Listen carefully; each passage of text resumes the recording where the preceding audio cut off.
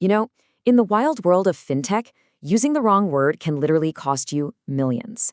So today, we're going to dive into how a platform called Csave Online uses language not just for marketing, but as a kind of legal armor to build its entire business and get ready for the future.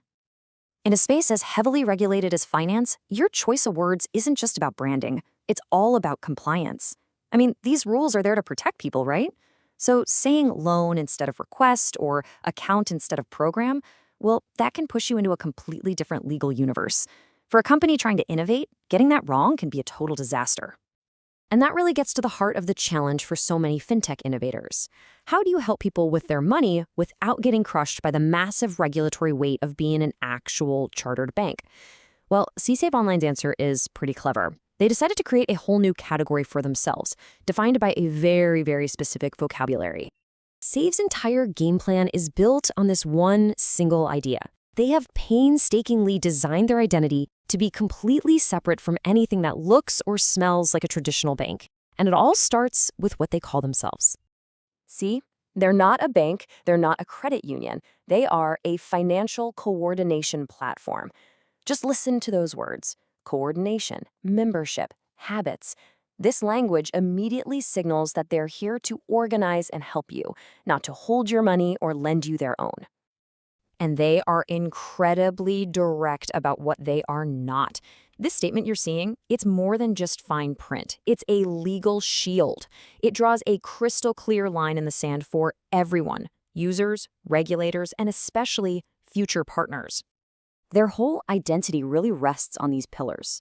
Think about it, it's a club for members, not some service for customers. The entire point is building financial habits, not just piling up deposits. They give you a system for participation, not an account for storing your money. Every single one of these points hammers home that core idea. We are not a bank. Now, this identity isn't just some fluffy mission statement they hang on the wall. Oh no, it's a full-on operational strategy. Csave has literally created a language playbook, a guide with safe words they can use, and a blacklist of restricted banking terms they have to avoid at all costs. And this table, wow, it lays it all out perfectly. On the left, you've got Csave's super carefully chosen vocabulary. On the right, all the words you'll never see them use. Every choice here is deliberate, and it's all designed to manage how they're perceived and, crucially, their regulatory risk. Let's dig into a couple of the big ones. Okay, a savings plan. That sounds like a bank is holding your cash, right? Probably with FDIC insurance and all that. But a contribution schedule, that frames it completely differently. It's about your active participation in a program. The focus shifts from the money just sitting there to the consistent actions you're taking. Now this one is absolutely critical. If you call something a loan or an advance, you are legally creating a debtor-creditor relationship. Bam, you're a lender. But an early access request is different. It's a request, not a demand.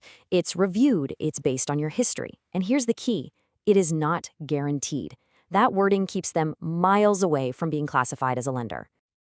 Okay, so words are great, but talk is cheap, right? All this careful language means nothing if the actual mechanics, the plumbing of the system, don't match up. The operations have to prove that their words are the real deal. So, how does the money actually flow? And here it is. This is the single most important operational detail of their entire model. Csave never holds the funds.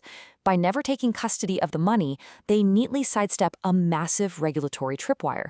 They simply coordinate the payments. They don't hold deposits. The money never even touches their balance sheet. So let's walk through the flow. A member decides to make a contribution. A regulated third-party processor handles that transaction from beginning to end. Csave's only job in this whole process is to track that you participated. They're the scorekeeper, the coordinator, but they are not the bank. And to make sure everybody's on the same page, their terms and conditions are loaded with these disclaimers. No FDIC insurance, no interest, no guaranteed returns. They make it crystal clear that this is a membership program with its own rules, not a savings account backed by the federal government. So why go through all this trouble, right? Why this obsessive focus on language and operations? Well, it's not just about dodging regulators today. It's about building a business that can actually scale and defend itself tomorrow. It's the long game. Take this, for example, their 90-day rule for early access requests. That's not just some random number they picked. It's a system designed to reward consistent behavior, which reinforces that core idea again and again. This is a platform for building habits, not an ATM you can hit up whenever you want. And here's the payoff for all that hard work. This precision massively lowers their regulatory risk. It builds trust with partners. And for any future banks looking to sponsor them, this is everything.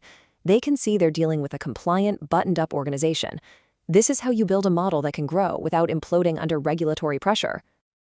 So it kind of leaves us with a fascinating question, doesn't it? As technology keeps blurring all the old lines in finance, maybe the most powerful tool for innovation isn't some fancy new algorithm, but the dictionary. For companies like Csave, what they call themselves quite literally determines what they can become.